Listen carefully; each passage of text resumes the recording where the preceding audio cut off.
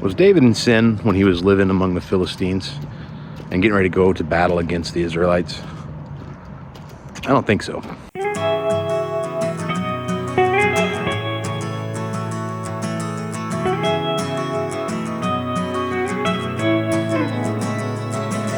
In any good story, you have to have a protagonist or a hero with an internal goal or an internal need or desire and an external goal.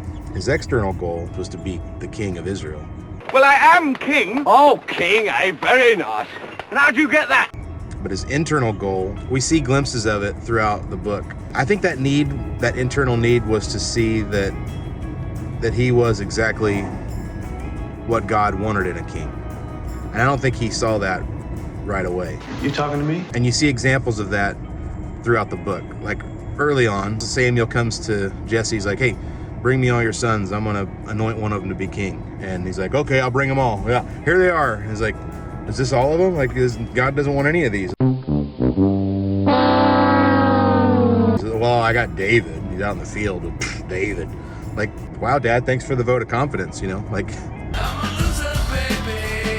so he brings him and he gets, yeah, that's the one. Yep, that's the one that nobody thought would be worthy of even being looked at as a king. And I think David probably carried some of that. Like, you know, the young one, like, he's just little David. And you see glimpses of that throughout the rest of the book. You know, later when Saul was like, hey, I want to make David my son-in-law. Saul had nefarious reasons for that, but David didn't know that. He's like, what, is it a small thing that a person become the king's son-in-law? He's like, I don't got, look at me, I don't come from old money. Like, I can't afford no dowry, you know? And the servants are like, well, he doesn't want a dowry. What he wants is 100 Philistine foreskins. He's like, oh, okay. And so David goes and does that. But my point is, like, David didn't see himself worthy to be the king's son-in-law. And I think there's two kinds of people in life. There are those who are given power and it corrupts them. And then there are those who are given power and it makes them more humble. It makes them better servants. As soon as Saul got power, it corrupted him and he became like a tyrant. David, when it came to him, it made him a better leader. And instead of making him a tyrant leader, it drove him to be a good leader. Let's go. A man after God's own heart. And it gets to the point where David has to make a decision on what to do with the people that God had entrusted him with. You know, he had 600 men under him that had come to him in his distress out in the wilderness and were willing to lay their lives down for him. And then he had his parents, you know, that Saul could have, any moment, could have come and murdered him. And, you know, the Bible says that if a man doesn't care for the needs of his own family, then he's worse than an unbeliever and has denied the faith. And so I think this is where a lot of commentators sort of give David they sort of hit him with the ugly stick. Can't just... Oh, Larry! Oh, are you all right? How did... Larry!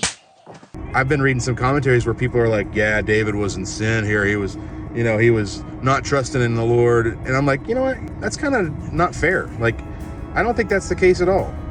David had men that God had entrusted him with. You know, he had his parents. Saul had just murdered 70 or 80 priests because they helped David. So David was like, well, that would be pretty messed up if I just allowed that to happen. So he sends his parents to Moab, and then he goes and hides out in the land of the Philistines and serves the king of the Philistines. To me, I think that's servant leadership. He was protecting those whom God had given him. And in the process of that, he learned humility. Here he was the rightful king, and he was so far away from that reality that he actually was serving his enemy king. But I think David was being taught servant leadership. It was molding in him who God wanted him to be. And so, no, I wouldn't say that David was in sin. I would say that David was being brought to the end of himself, to the point that he's like, you know what? I'm going to go to the front lines of this battle, Lord, and fight against the very people that you've called me to. That's good. That's what you have to do. And I'm going to trust you to come through until at the very end. And that's exactly what happens. You know, the lords of the Philistines are like, he's not come with us. You know, this is David, the guy that used to, they used to sing songs about. And Saul's killed his 1,000, David his 10,000s. They're like Achish is like, sorry, David, I think you're really cool, but my friends don't like you. And so David goes back home, and it turns out that's exactly what God had intended for it to happen, you know? To me, that's like a remarkable act of faith. And I think it's like that in our lives as well. I think God brings us to really difficult situations sometimes because he's trying to create character in our hearts, create character in our lives, you know? Anyway, blessings, guys.